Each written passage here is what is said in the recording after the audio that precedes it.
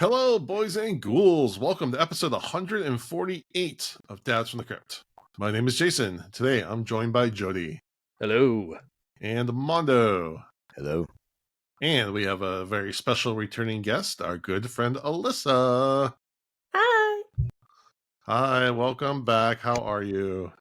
I'm good. Saw Lord of the Rings today. I'm feeling great. Oh, the Two Towers, right? Mm-hmm. I'm Yeah. so jealous. Such a good one. It's the only one I was able to catch in theaters, so I did it. When I first saw that AMC was doing that, I misread it. I thought it was like an all-day thing. Like you get there at 9 a.m. and just marathon them. And I thought, yes, that sounds awesome. I'll do it. I'll be there 12 hours. And then I realized it was 3 separate weekends, and I can't swing 3 weekends. Yeah, especially the extended editions. That's a marathon. And they're in 4K. They were beautiful. Ooh.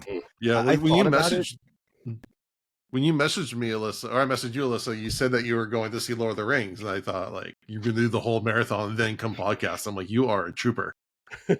No, it's just the one. And it's because we technically could go see Return of the King tomorrow, but Return of the King is the longest one. It's about 4.5 hours long. And this one doesn't start until 7. And so I said, who chose that? Because the other one started at 4. We can do 4 o'clock. I can do a 4 to 8 situation, but I cannot do 7 to midnight, especially because I'm teaching summer school. So like I still got to go to bed early for this week. Yeah. Did they have intermission? No. But since I've seen this movie about 1,000 times, I did get up and go get myself a second icy and a hot dog. I was like, it's time. I'm hungry. Let's go get a hot dog. I think I was gonna a go, law stating that if a movie's over 2.5 hours, it should have an intermission. Well, yeah, and I've heard I've been to Fathom events that were great and Fathom events that were not very good. Mm-hmm. So for me, it's always like, do I want to go to a Fathom event? Mm-hmm.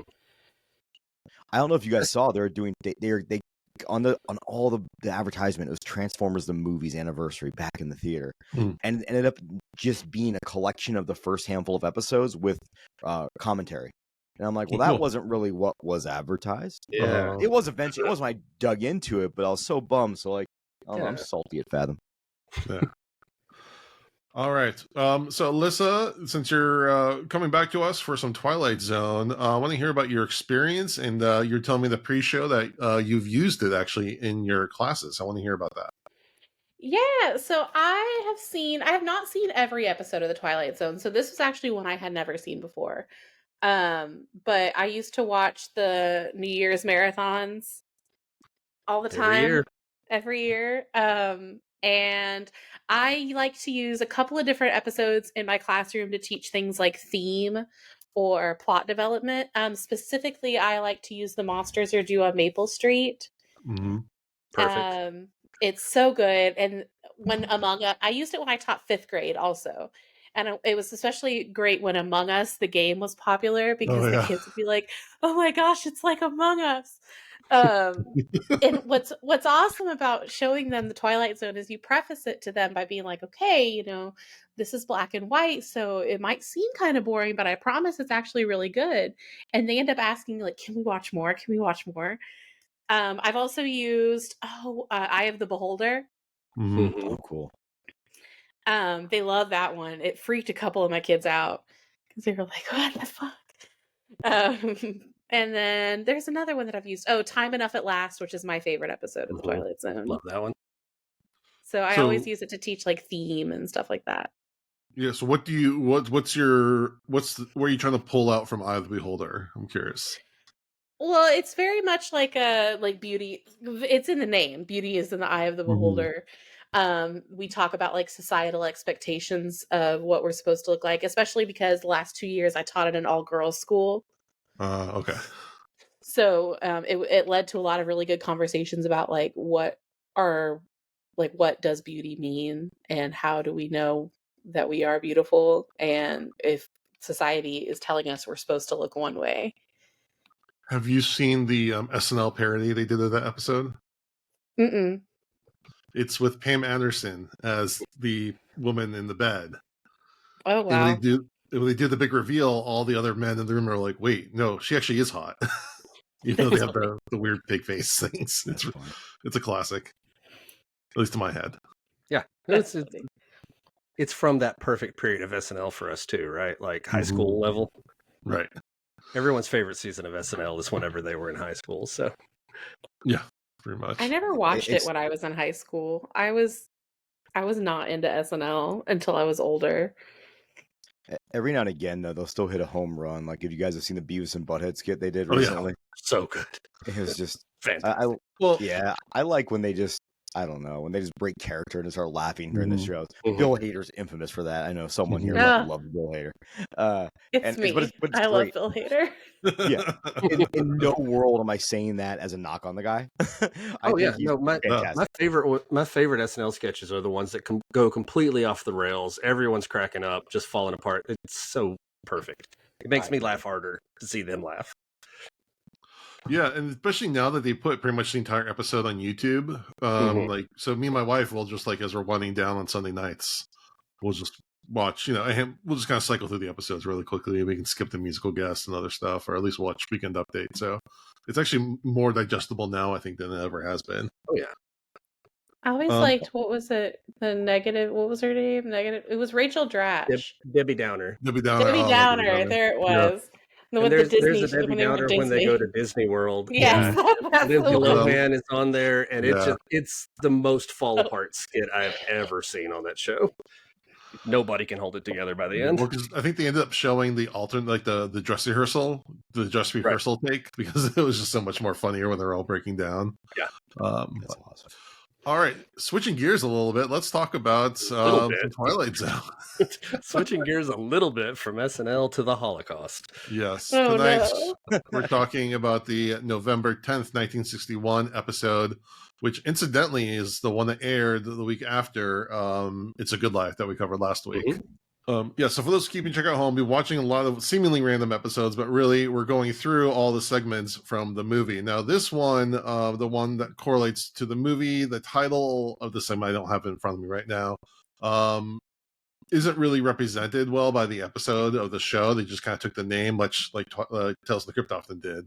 And it's kind of an amalgamation of many different themes in the episode. So when I interviewed the author of Everything I Need to Know About Life and Learn Through the Twilight Zone, he suggested we watch this one instead of the one that was actually named for that segment. So just to clear up any confusion. And again, I haven't seen the movie, at least the whole thing, so I'm curious to see how it kind of fits in with it. But the episode we're talking about today is Death's Head Revisited. Jody, please give us a plot synopsis. All right. So I'm going to get into details, but this is another one of those that like I could summarize the whole plot of this in like 2 sentences if I wanted to. Very simple story, but it has a lot of impact. All right. So we meet our, is he the protagonist? I guess he's the guy we follow. His name is Our main character. Our main character. His name originally was Gunther Luntz. And he was a former SS captain who worked at Dachau concentration camp.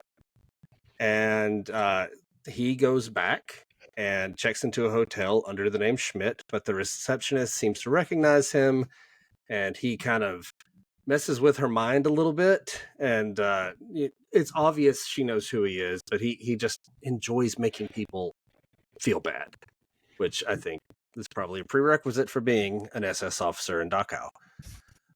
He goes out to the site, the now abandoned Dachau concentration camp, and he's kind of like, he's almost like he's just reminiscing. Like he would look at a set of poles and, see in his mind's eye the prisoners hanging from it, and just kind of smile like you would like if you went back to your high school and were like remembering, funny things that happened. He's a piece of shit, like a real bad guy. He feels no regret over what he did, and he's kind of proud of it. Like, I mean, he definitely has that, like, a job well done look on his face most of the time, until he notices a man there, a man who he is in the prisoner uniform of Dachau prisoner, the striped pajamas, and his name is Alfred Becker. He was one of the former inmates, and he was a victim of what Lutz had done. And they seem surprised to see each other, And Lutz assumes that Becker is the caretaker, and he says, yeah, in a manner of speaking, I am. And they talk for a little bit, and Becker just relentlessly confronts him with the grossness of what he had done, the terribleness of what he'd done. And Lutz just said, I was just following orders, the typical Nazi line of, hey, I was just doing my job.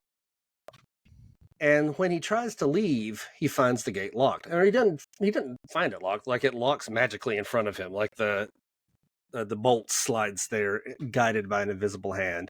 He realizes he can't leave, and that's when Becker says, you've why have you come back?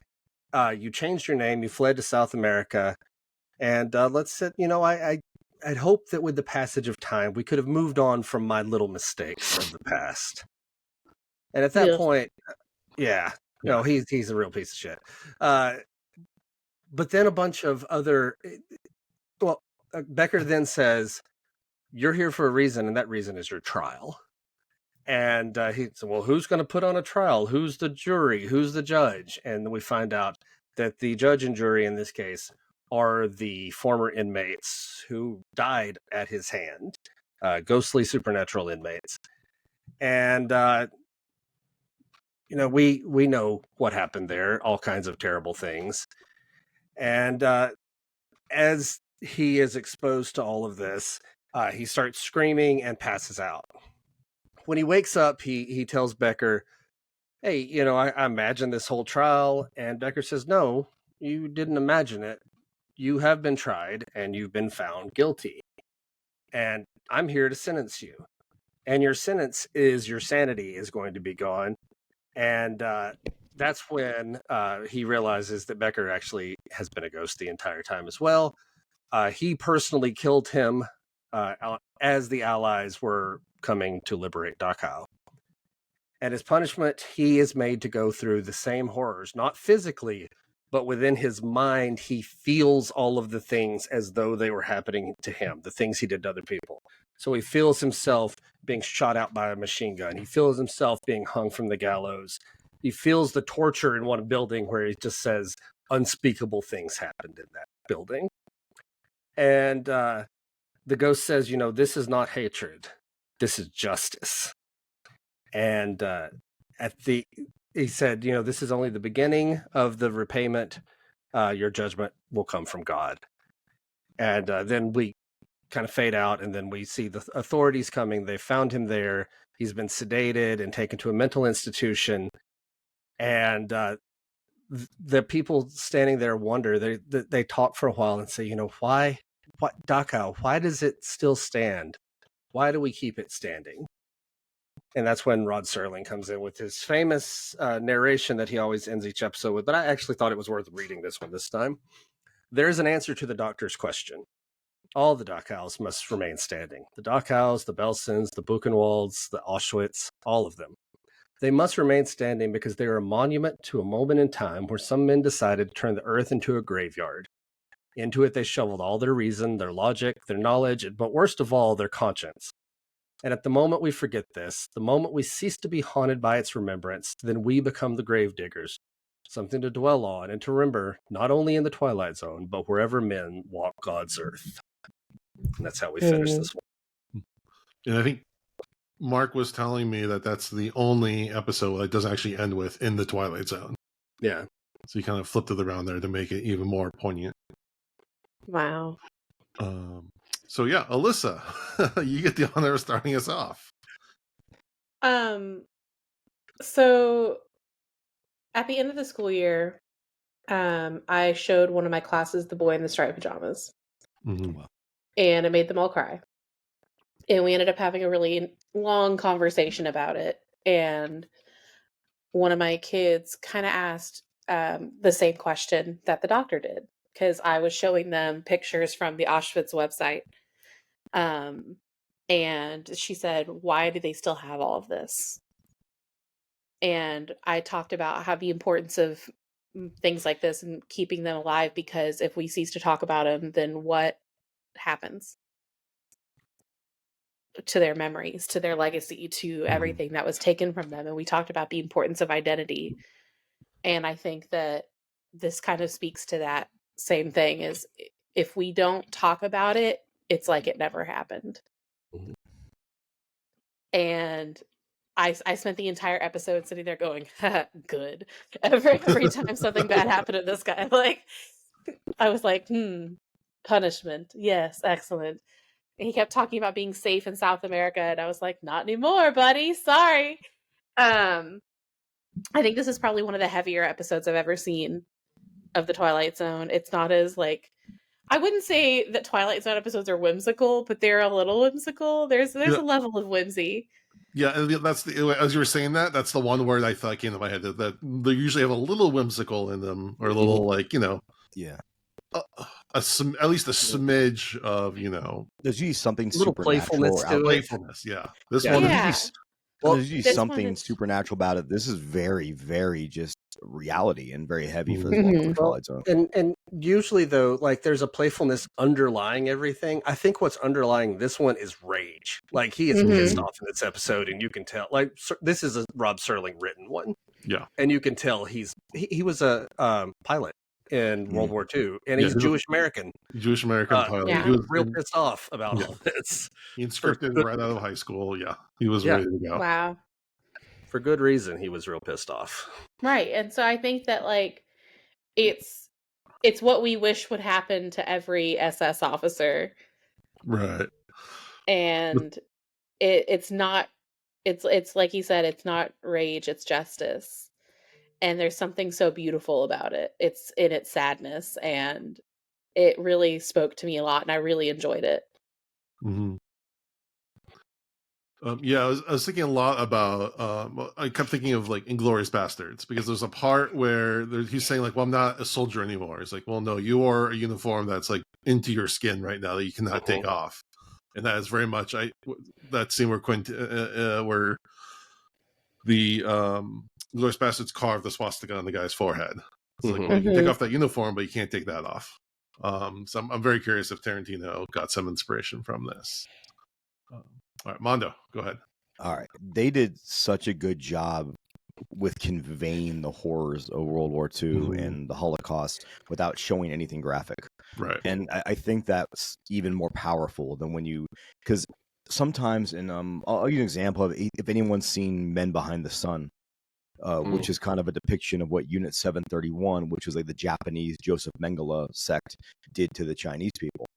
And it's definitely there to be horrific, but sometimes when you see all these atrocities on screen, it feels like a horror movie, as opposed to this felt like reality, and this is what we're dealing with because of reality, and I think that made it even deeper.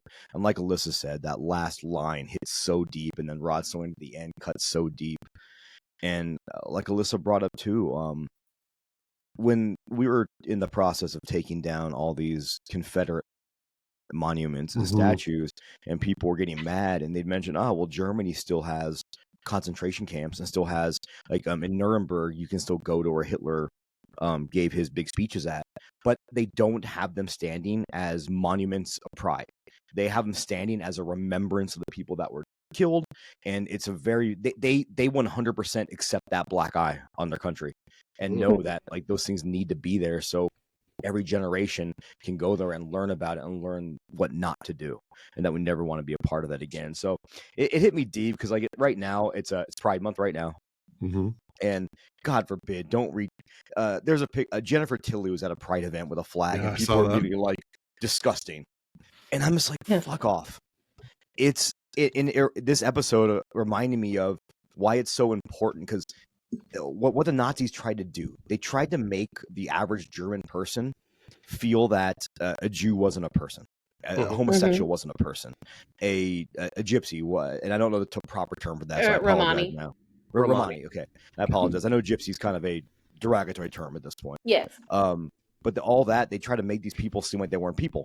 Unit 731 in Japan, I forgot what they called the Chinese people, but it was equivalent to dogs. They wouldn't let their children call them people. And the more we do that in our society, we have a fucking blueprint for why we shouldn't do this. Yet when people do it, I don't think a lot of people who are kind of stuck in that mindset realize that it's funny when people will say, oh, the left wants Nazi ideals in America. I'm like, no, The left wants the exact opposite. Mm. They want everyone to be accepted for who they are, and people to be people, and us to love each other for who we are as humans, not dwell on what divides us. And this is a perfect example of what happens when we decide that we're better than other people, or et cetera, et cetera. I don't know, Mondo. This podcast has sounded pretty woke to me right now. Oh fuck, dude! Like, it's man, I don't know. Like, if you guys ever go to Germany, because my company's based out of Regensburg, which is in the Bavaria area. It was pre-war, so it didn't get attacked during the war at all. So there was no. You can still see there's a Roman behind the McDonald's. There's a Roman wall that you can go and check out.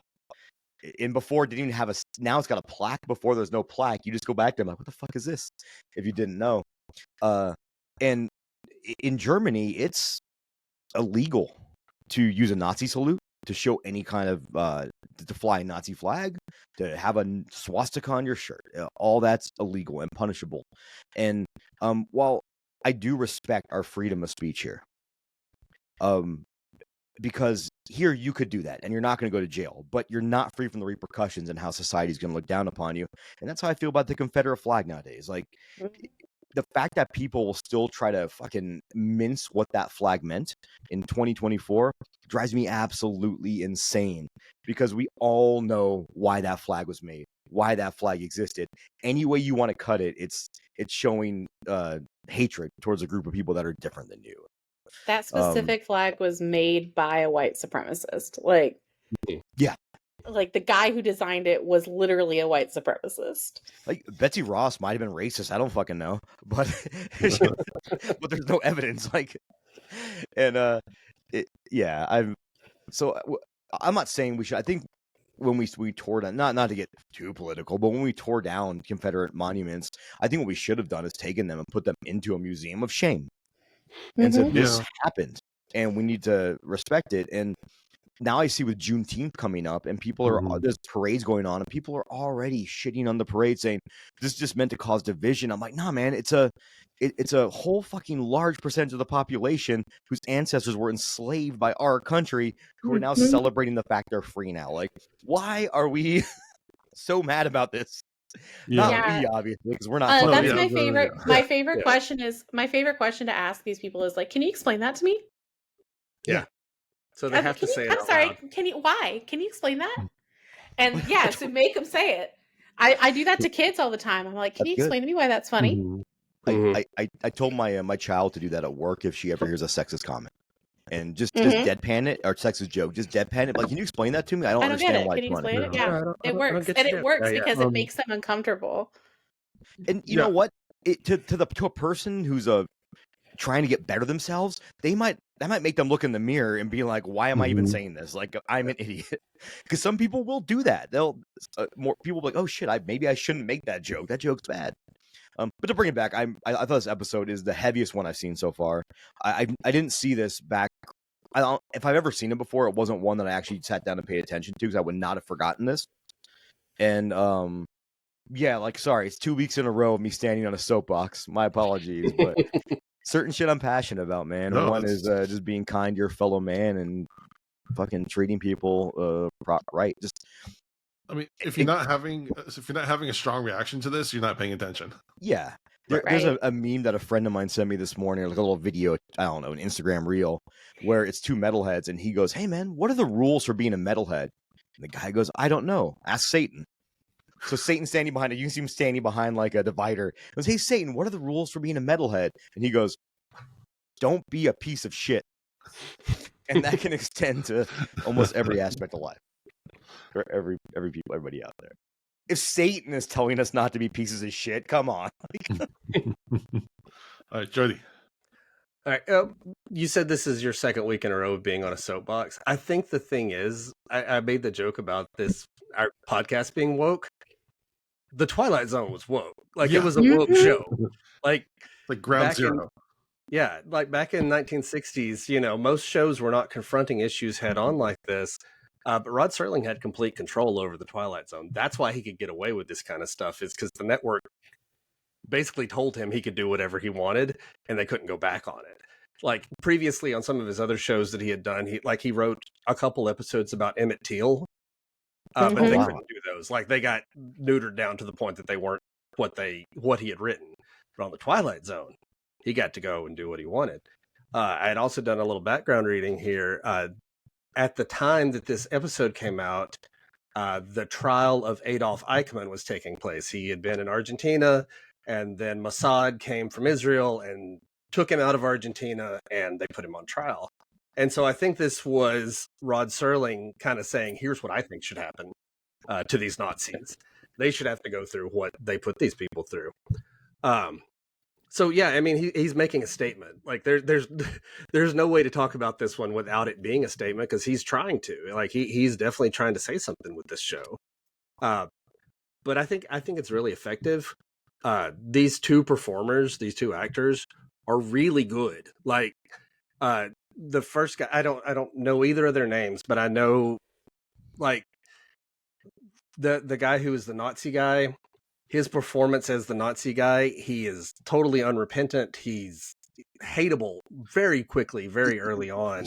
He exudes a very subtle arrogance. Yes.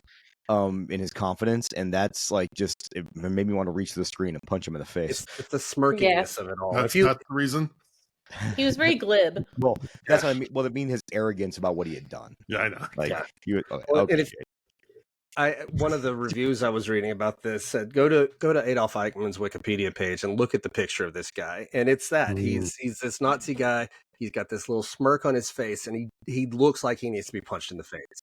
And I feel like this guy does a good job of conveying. Well, I mean, think about the gall of this guy to have escaped go back, any repercussions, and then coming back on the summer vacation to his old stomping grounds. Like that's just that's complete arrogance. He was doing it out of pride for what he had done. He was proud of what he did. Yeah, and he kept being like, well, I was just doing what I was told. Shut up. Yeah. And there are definitely accounts of Nazi soldiers who did not participate in any of the atrocities and were actually actively trying to work towards helping. You know, I remember reading about a guard, I can't remember which camp they're at, that would sneak all the prisoners food and try to bring them things and try to give them clothing and stuff because he knew what was going on was wrong. But those are very few and far between. There were your German soldiers, your Nazi soldiers that were just, they would come to people's houses and be like, guess what? You're either a Nazi or we're going to kill your family, pretty much. Your family's in. There are people definitely that did it under duress, but the fact that there's so many of them that were proud. Yeah. It's fucking, I can't even fathom. I don't understand it. I'm not going to pretend to. Well, and the other actor too, he did such a good job of just kind of there's something about his performance. It's so calm and measured. Like there's no screaming. Like even though you feel like you want to yell at this man, but it's a very measured. Like you will get justice for what you did. There will be something coming to you. And I just feel like it's a really well put together episode about a really hard topic. Apparently, this episode was one of the first times the Holocaust had ever even been mentioned on TV. Like prior to this, it was kind of like, we don't want to talk about it because it's too heavy for a while. And then they just didn't because it's 1960s television. Yeah, like in a dramatic sense outside of like the news or... Yeah, outside of the news. Like as far as in a popular, the family sitting around, it's time for TV. Let's all sit down here. And now we're here about the Holocaust. Some of them may not have even heard about it prior to this. And so... it was a bold move, and I feel like it was well executed. It's a good episode. It's not one I probably haven't seen this one before. I don't think I have, because I think I would have remembered it. I'm guessing they don't pull this one out for the New Year's marathons very often, because it kind of puts a damper on the party that you're having. But yeah, it's a powerful statement, and Rod Serling is the right guy to deliver this statement, I think. Yeah, you bring up an interesting point that this came out.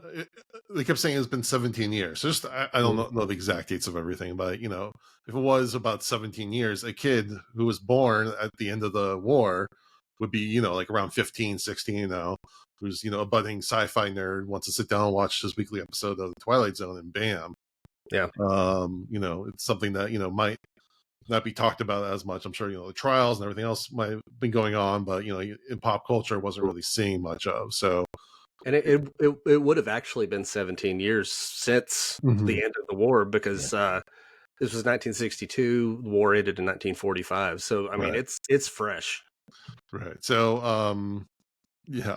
I wasn't sure if how the timeline really like matched up with the real life, but Yeah, he's talking there again. They talk about the power or the importance of having the building still standing. Well, this is about keeping it in our conscious. This episode itself is a pillar to keep it in the consciousness. One of the first ones in pop culture. So in of itself is kind of referencing the importance of having this episode existing on its own. Well, I mentioned this before on the show. I know previously I'd said I was going to be going to Europe this year. We've had to make a couple changes schedule wise. So my wife and daughters are still going, but they're going to Auschwitz because I feel like it's something, that you should experience if you can, because it will impact you. We're also in preparation for that. We homeschool. And so this summer we're doing a whole thing about all of the older kids are all reading the Diary of Anne Frank, and we're talking about everything that went along with that and the story, and prepare them for Auschwitz so when they get there, they can, relate it to something they've studied and talked about. Yeah, Jody, I would highly recommend you have them watch. I think it's A Small Light, which is like a mini series about the diary, like the Frank family and the people around them. Yeah, that helped them. It's a really good show. Okay. I highly recommend Night by Elie Wiesel. Yes, that too. The book. Oh God, it's so I've read that in a long time, but it's so good. Yeah, I mean we've talked a lot about the episode itself. Just that opening scene in the inn. Again, I kept thinking about Inglourious Basterds just because it reminded me of the opening scene where they show up at the farmhouse. But yeah, the power that he's trying to exert over the innkeeper, and like he starts like interrogating her to try to give up information that she might know. It just like sets it off right from the start. I do like though that her being kind of an average German citizen was very against what had happened and talking about how the camp was an abomination. That was kind of a little nice touch. Yeah, that's true. Yeah, I was thinking about the movie Zone of Interest, which came out last year, and it was about this family, this like German official who was in charge of a concentration camp but was living right next to it. You never actually see what's happening in the concentration camp, but you can hear all the sounds. And he's just kind of coming home from work, and every day it's kind of showing that side of his life. And there's a scene towards the end where there's like a flash forward. Real fast, spoilers for anybody. I haven't seen it yet, but it's on my list. It's a minor spoiler, but I think it works in context of the story. I just know it's not going to be a happy movie, and some days no, it's not. Where like there's a flash forward where it shows the same camp, but as it is now as a museum, about the horrors, and we don't. There's different interpretations, whether he's thinking about what's my life going to look like in like 50, 70 years from now, or like what's my legacy going to be, or it's some artistic flourish. But it was just a very interesting moment that kind of made me think about, what this guy is like on the other opposite end, where he like saw what he did as, this great monument to his work instead of monument to the failure and the horrors of it.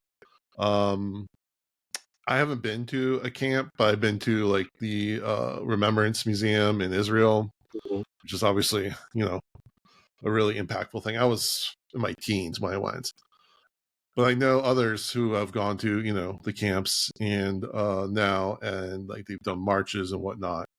It's all, it's so important that we have these things as reminders, and that these things are still standing. And it's almost like when you hear about some of the schools where school shooting happens and they like tear down the building. There's a part of me that's like, maybe they should keep it up as a memorial to what happened and as a reminder. That's a whole other discussion. But it's kind of like it seems in America we try to break bulldoze and move on. Where I don't know if we could learn a little bit from that. We make fun of communist countries like Russia when they had their first serial killer. They covered it up because in a perfect society you don't have a serial killer. And I feel like sometimes our country likes to cover these things up and put a coat of paint over them to try to say, no, we're the best country in the world. This doesn't happen here. When it does. And we need to figure out how to fix that shit. I mean, I see also, there's a great benefit to building the best, safest, greatest school on top of that, where that happened, but, it kind of goes both ways. That's what they did, with the Twin Towers, but they still built a memorial in front of it to not forget what happened. Yeah. So this episode was directed by Don Medford, who did 5 Twilight Zone episodes. He was an extremely prolific TV career, one of the most prolific of any American television director. He did the final 2 episodes of The Fugitive and had a then record-breaking 78 million audience. Wow. So he was like really, really talented guy. And it shows in this episode. Again, the horrors that it's depicting without actually showing any horrors. So well done. So well done. I was trying to find, I couldn't find anything about what the critical reception of this when it came out was. Yeah. Again, like now it's a highly praised episode, but I was kind of wondering what the general consensus was when it came out. Like if people really, if it was like, you're not distracting me from my day-to-day life, and they're mad, or if they were really into the message. It was probably ahead of its time, but we wouldn't get to that time without it. It's kind of a chicken and the egg kind of thing. Yeah. The actor who played Becker, Joseph Schildkraut, he won an Oscar for supporting actor in Life of Emile Zola by Frank Capra. And he was the son of a very famous actor and very prolific actor. He played Otto, the father, in Diary of Anne Frankenstein, which is also nominated for an Oscar. He did? Yes. I think you just said Anne Frankenstein. That's you did. God damn it. Yeah, okay. You did say Anne Frankenstein. Leave it in. Leave it in. Well, the reason why is because the guy who played the officer Lutz, Oscar Beregi Jr., was in Young Frankenstein. So the word Frankenstein was right under Anne Frank. Right. So my brain just kind of combined the two. I'm not editing that out. I think Lisa Frankenstein was a cool move. I think Anne Frankenstein may be too far. Like I don't think we need that movie. Quick side story. I was at Monsterpalooza last weekend, and Adam Green was there, and there's no one at his table, so I thought, you know what, I'll just go up and chat with him. So we're just kind of talking, and I know he's really into pets and rescues and everything. And he told me one of the saddest. First of all, we talked about the Diary of Anne Frankenstein. It was one of my favorite segments. It was my favorite segment from Chill Around Home, and I just loved that part. And he was telling me, but then we started talking about animals and stuff. And then he told me that at this rescue that he used to visit in New York, there was an iguana in a cage in the very front, and they would never move it anywhere. And one day they asked him, why is the iguana always in the front? So it turns out the iguana's owner dropped it off there and said, I'll be back in 1 week. Well, that guy was on a plane that crashed into the Twin Towers. Oh, shit. Oh. And every time they move the iguana to another room, it stops eating. And it just stops thriving. So they move it to the front where it can see the door because it's waiting for its owner to return. Oh, man. Jeez. You're just getting all the feels in this episode out. It's like that episode of Futurama. Like that's the dog. If anyone's watching this on the way to work, I'm sorry. Like your day's gonna suck. All right. There is a doctor at the end who, end of this episode, who kind of inspects the officer Lutz, as he's kind of gone insane, and there's like a psycho moment where this guy's like, "Why? What's happening to him? Why is he like this?" And the doctor kind of does the explanation. It's a very Hitchcock move. So this guy is played by Ben Wright, who he was in The Sound of Music. He played like the Nazi sympathizer that tries to get the Von Trapp's family. But he was also did a ton of voice acting, including the father in 101 Dalmatians, the main father. He was in The Jungle Book as the wolf character. And then one of his last roles, he played Grimsby in The Little Mermaid. Grimsby. Yeah. So as soon as I saw his face, I recognized the face, and I heard the voice. I'm like, I know that voice. So I went right over to IMDb and figured it all out. But I feel like I need to go back and rewatch just the end. I don't want the whole thing right now. Don't blame you. This is not one to just like over and over, just watch on repeat. Yeah. Let's watch it again, Dad. But again, I can't stress how important I think this episode is for in TV history, I think. Yeah, absolutely. I mean, everything in the Twilight Zone seems historic because it was, but this one, I think, it gets an asterisk for me. Mm-hmm. Okay, let's go over to our episode rating. 0 to 5, 5 being the best, 0 being the worst. You can do half points. Alyssa. Ooh, 4.5. It lost a half star because it made me too sad. Jody. Yeah, I want to give it a 5 because of the power of it and the performances, but I am going to do like a half star because there are a few things like that don't quite make sense story-wise. Like, again, why would this guy come back to, here when he's safe? I think, though, the point that Rod Serling was trying to make was enough to justify some of the things that maybe, are a little bit less coherent than some of his other ones. But the power-wise, it's definitely a 5. But just on a story level, there's a couple things that I would, like a few more explanations for, I think. Mm-hmm. Mondo.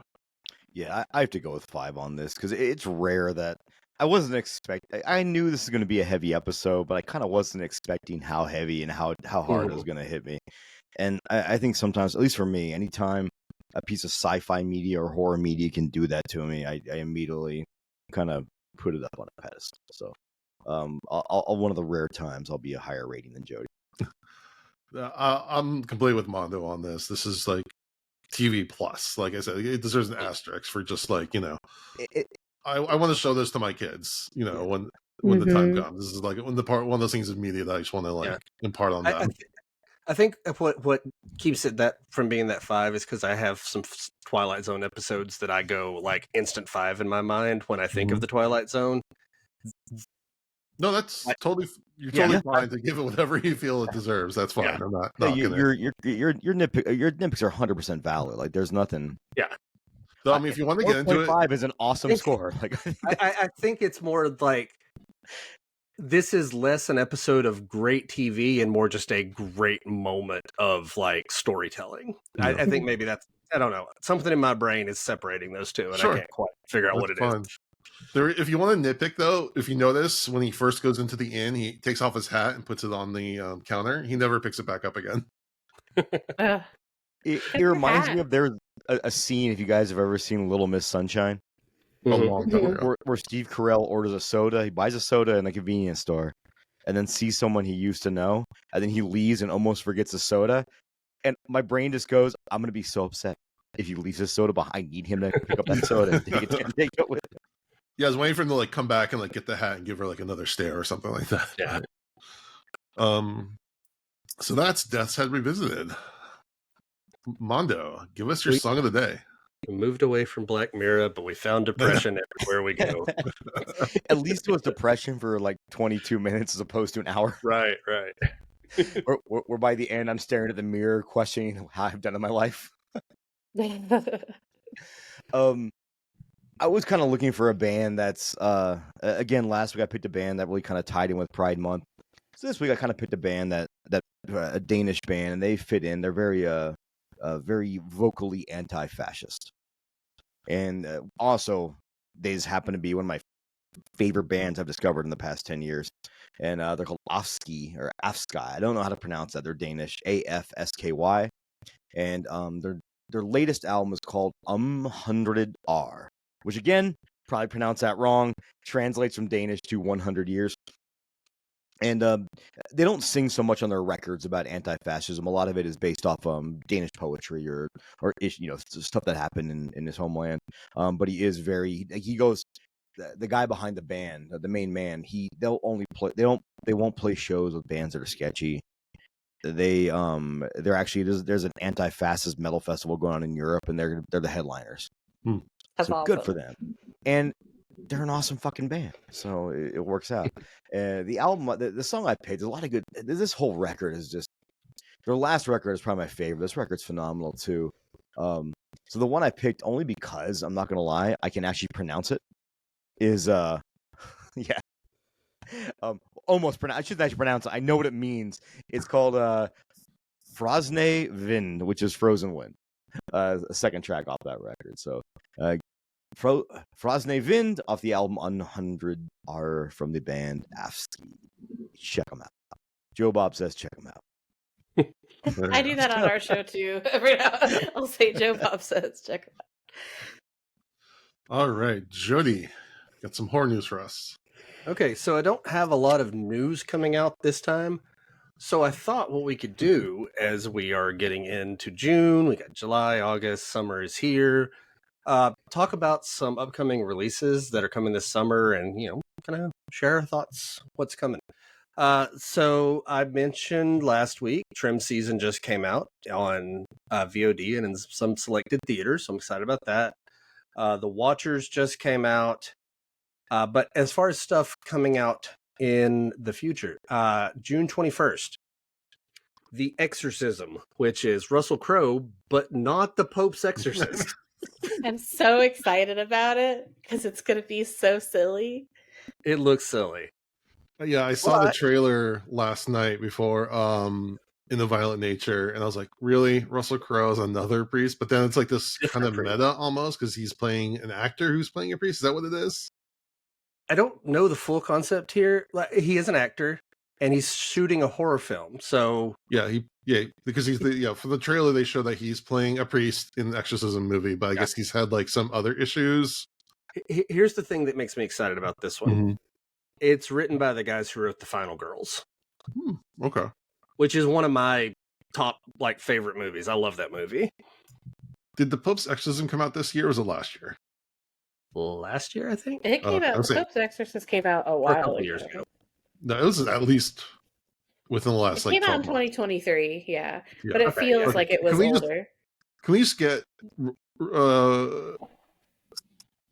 what's his name? Russell Crowe. Russell Crowe in a Pope role or a priest role, in one movie a year from now on.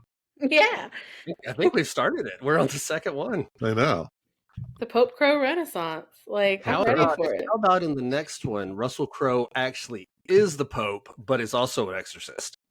Yeah, the Pope. I'm giving out ideas here, Hollywood. The Pope, exorcist. That's what I thought the Pope's exorcist was going to be, was the Pope gets possessed by the devil. I'm like, that's actually kind of a cool concept. That'd be cool as fuck, actually. Yeah. I thought the Pope's exorcist was fun until they decided to act like the Spanish Inquisition wasn't caused by the church. Yeah, I know that. Okay, agenda here. Yeah, that was I have heard his new movie though is somewhat. I think I read that it was supposed to be named something else, and they changed it to this based on the success of the Pope's exorcist. Yeah, sure. So it might be a little bit different. Have you guys ever heard of the exploitation movie "Down with the Pope"? No. It's like some 70s movie where this mob kidnaps the Pope and ransoms him for $1 from every Catholic in the world. I've heard of this. I never watched it, but yes, I have heard of it. I've seen the trailer a bunch of times, at festivals and stuff. I'm like, someday I'm going to watch that because that sounds. Yeah, I seen the trailer once you mentioned it because I remember the $1 for every Catholic month. I'm like, yeah, it's kind of genius. It's a lot of dollars. Mm-hmm. You know what? I was going to say I'd give $1 to save the Pope until he dropped the F word. So now fuck that guy. Oh. All right, other ones. June 28th, we get A Quiet Place Day 1. Anybody excited for that? No. Not really. I'm interested in watching it when it's on somebody's Plex server. Yeah, exactly. I'll watch on video. I'm not running to see that. We don't talk about Plex servers on this show. Somebody's. She's not saying whose. I didn't say whose. I just said somebody's. The one thing that makes me hopeful about this one, though, Lupita Nyong'o. Yes, I love her. Also, Joseph Quinn, the guy Eddie from Stranger Things. That's a cast that could get me excited about most things. I thought the second one was totally fine. It was fine. Yeah, I never saw it. Yeah, this will be fine. I'll be happy with it. But it looks like she's running around with a cat. I'm like, how the hell can you keep a cat calm and quiet in this situation? Yeah, the minute you constantly shove treats down their face because if not, they fucking complain. So yeah. I'd be curious how to deal with that, but I'm kind of I have a feeling I know how everyone feels about this one. July 5th, we got Maxine. Yes. Yeah. We've already gushed about how much we want to watch this one, so I don't think we have to go into it too much, but yeah, I can't wait for that one. Maybe we should do a live X watch along before. for Patreons. Yeah, sure. I want to go back and We'll watch X and Pearl again, just because I like both so much, and prepare me for this new one. As long as we still get to do the real macaw. Yes, someday. I somehow have a feeling we're all gonna like that more than we think we will. All right, next up, July 12th, Long Legs. Yes, I'm so excited for Long Legs. I have no idea what it's about, but I'm into it. I don't. Yeah, I saw a trailer before I saw the TV Glow, and I was like, I don't know what the fuck this is. It's gonna be amazing. I'm gonna watch this. So I'm eagerly awaiting Long Legs. I wasn't blown away by either of his other movies per se, but hearing Nicolas Cage playing a serial killer is I'm in. See, that's more information than I knew about it. I knew he was in it. Well, he's in it. He might not be the serial killer. I don't know. They can't do reviews yet, but early reactions from people that have seen early screenings are like, "This is the movie." Like, go see us when it comes out. And excellent. It did the anti-Hollywood thing with the trailer, and the trailer just raises more questions than answers. It makes you more intrigued, and very good job for whoever edited that. And whoever their marketing people are doing fantastic. Yes, because they're keeping so many secrets. The trailers don't reveal anything. Even the Fangoria issue that's coming out, I guess next month, has Long Legs on the cover. But normally Fangoria reveals the cover like a few weeks in advance. They put a brown paper wrapper over it, like you can't even see the cover. It's good marketing. All right, August 2nd, Cuckoo is coming out. That's the one from the director of Luz. Cuckoo. I don't know much about it. I mean, it sounds interesting. Yeah. Let's see. We got Borderlands on July 9th. That's not really a horror movie. I'm not sure why it's on this. Eli Roth will it looks fun. Yeah, it does look fun. It's got Claptrap. It'll be at least humorous. We've got M. Night Shyamalan's newest one, Trap, where they go to a concert and they find out it's an elaborate trap by a serial killer. I'm a Shyamalan apologist. I've liked most of his movies, other than like a little period there around the Woman in the Water or whatever that was called. That was my least favorite Paul Giamatti movie, because I was that was his rough time. But the new Shyamalan I've been mostly okay with, unless you're talking about what's the one that makes me so angry? Glass. Oh, Glass. But I liked Old until the end a lot, and I find that with a lot of Shyamalan movies. I like his movies, but he just can't stick the landing, or he goes too field for his endings. The ending of Old didn't bother me because, I think it was telegraphed, which is totally fine. Like, it all made sense. And same with The Visit. You kind of figure out about 3/4 of the way through where The Visit is going, and then it goes there, which makes it great. Love that movie. Me too. All right, another big one, August 16th, Alien Romulus. Yes. Ooh, it looks good. That trailer, the trailer's great for that. I'm intrigued. Love Alien, love Fede Alvarez. Okay, more controversial, August 23rd, The Crow. No. Boo. I saw that trailer last night again. Like, it's the first time I've seen it in the theater, and I was like, this just doesn't look good. I rewatched the original Crow a couple of weeks ago for giggles, and like, it's such a singular good movie. Like, just like nails it. That I don't think I don't see a point in trying again. Like, you're just not going to get that alchemy. The Goths have seen the original, and they like the original, and they're not going to go for this one. Yeah. Well, speaking of the Goths, September 6th, we have Beetlejuice. Yes. I have conflicting feelings about Beetlejuice. I'm going to have conflicting feelings anytime they resurrect a 80s property and try to bring it back, because I'm always worried. Kind of where I'm at. I'm like, oh. I was very optimistic until I watched Frozen Empire. And because that trailer was just a throwback to like Ghostbusters 2. And I thought it was going to be so much fun that I watched it, and it was just kind of lifeless. So I do worry that they're going to go that with this. But Michael Keaton has kind of said that he doesn't take any roles anymore that don't seem like they're going to be fun, or he's going to enjoy, or he's going to have a good time with, or be able to do something that he wants to do. So I have faith for the simple fact that it's Michael Keaton. Yeah. That's the only thing that has I do. Yeah. I'll still never forget Michael Keaton showing up in The Old Guys. And not The Old Guys, the other guys. Yeah. And being just like blown away that he's in this goofy comedy, playing this goofy fucking police chief that also works at Bed Bath & Beyond. I just thought it was brilliant. And he mentioned he did it because he read the script. He goes, "That'll be fun." Right. No, my daughter is just so pumped for this movie. Yeah. I know taking her, she's gonna have a great time, That's cool. and I'm just happy to take her and go have a good time with her. So I know no matter what, I'm still gonna enjoy it. That's I've always sweet. had nostalgia for Up because Up, Mhm. Ice Age 2, and Monsters University. Because those are some of the movies that my daughter did when she was very, very young. And Yep. I still remember she was so excited to go see Ice Age 2. And like 40 minutes in, she goes, "Dad, let's go home."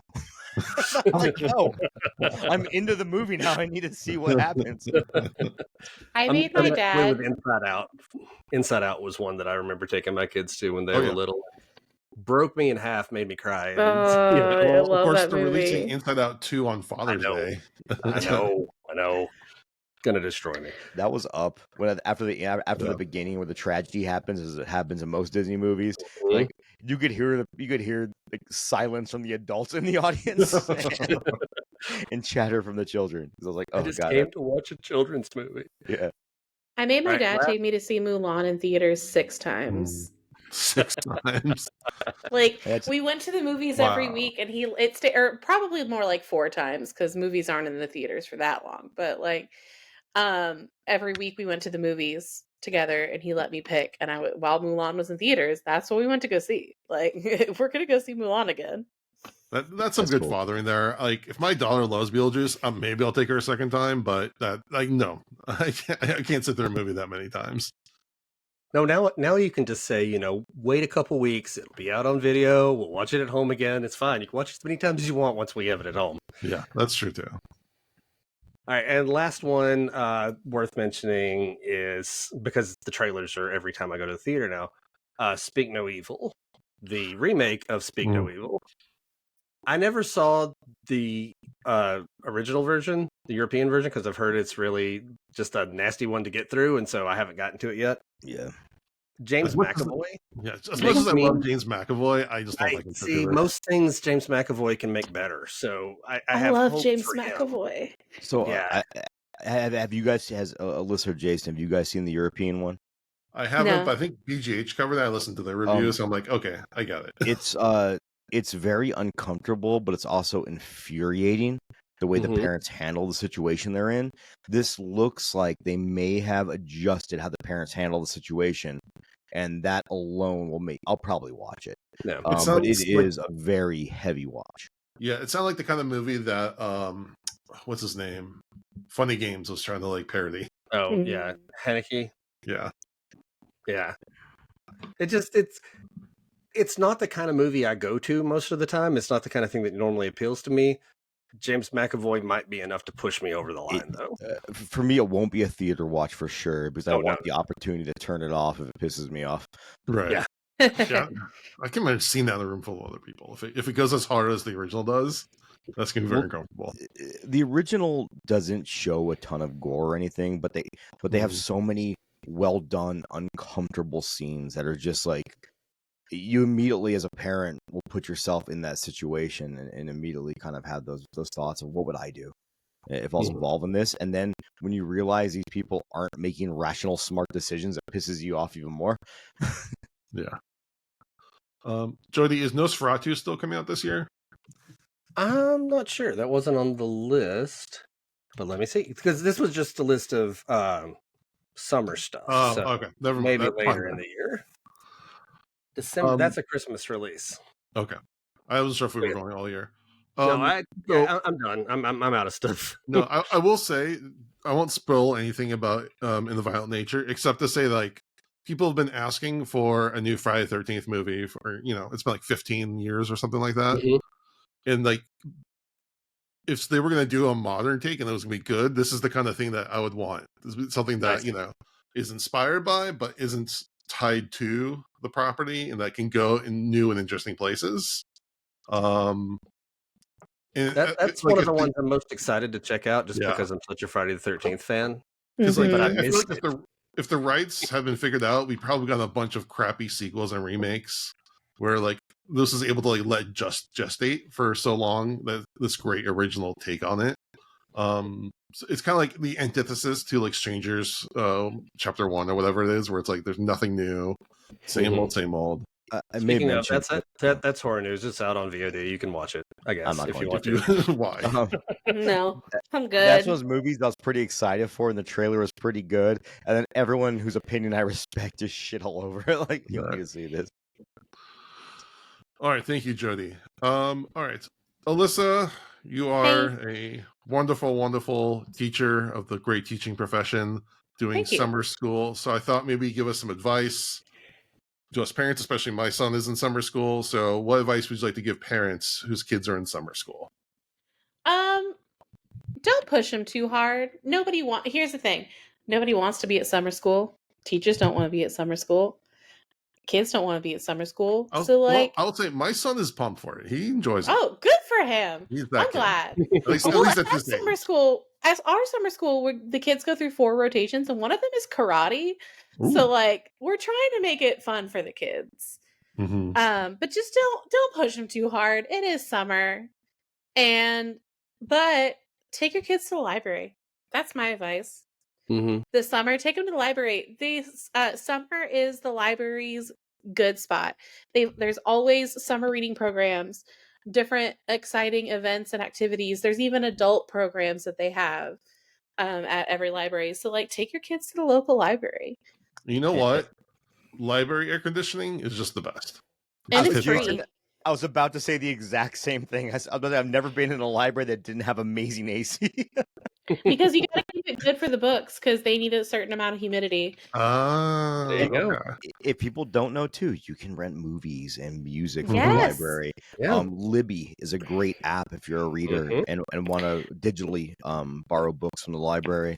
And a lot of libraries have little art galleries and stuff like that. And you know what? Let your kids just go and have a good time and read books with other kids. Why not? And also real quick, you can get comic books at libraries, like graphic novels. Yes. That's a really cool one. Who plays an app for that? And you can get them sent to your iPad.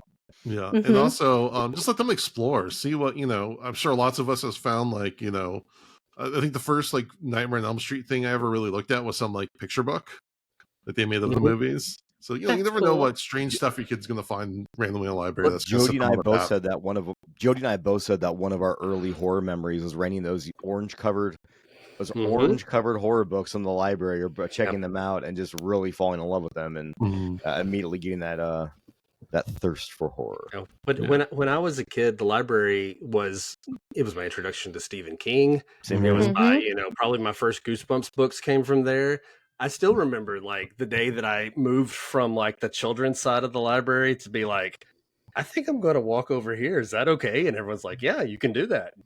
And so you got to explore, the adult world and check out, adult books. And it was a big thing. I love the library. I still love the library. Yes. I was going to say that there are a lot of parents who I've talked to who are like, oh, well, my kid has dyslexia. They don't like to read. Mondo mentioned Libby. The cool thing about Libby is that when you check out ebooks from Libby, you can access them through the Kindle app. And the Kindle app has a special font just for people with dyslexia. I didn't know that. That's cool. Yeah. Yeah. I have dyslexia and I love that font. It's so great. And so I always recommend it to parents. I'm like, you can get the app is free. You don't have to buy Kindle books unless you want to, but you can get books from Libby and they're free and you can use the dyslexia app. Like I said, the Kindle app is free. And I will tell people out there, a Kindle is one of the best purchases I've ever made in my entire life. 100%. I love my Kindle so much. And don't get me wrong, I think Alyssa judged me a little bit, but I love opening a book.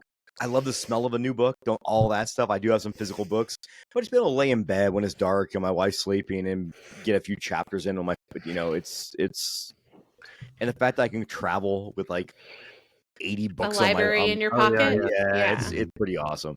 I've always loved my Kindle, but it was sold to me reader. the last time I picked up a Stephen King book in the library. I actually checked out a real new Stephen King book, and it was so big I felt like I couldn't read it because it was so heavy to carry it around. I gotten used to my Kindle.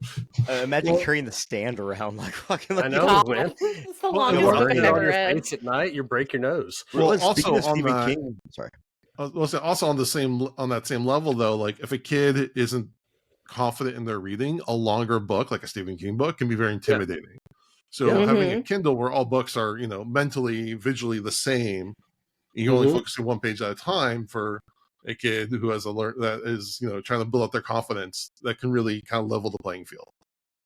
Just you brought up Stephen King, and I just want to mention, going back to the episode, is that I wonder, like, Apt Pupil, which Stephen King wrote in the movie, is another really just awesome depiction of the hubris of Nazis, and a really chilling portrayal of a Nazi living in modern time, or it's modern times in '96. But Apt Pupil is such a good story. It's a rough watch though.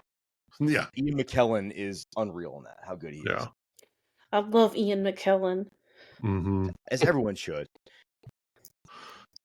All right. Well, I think that wraps up another episode. Alyssa, thank you so much for joining us. Tell us where people can find more of you and your podcast.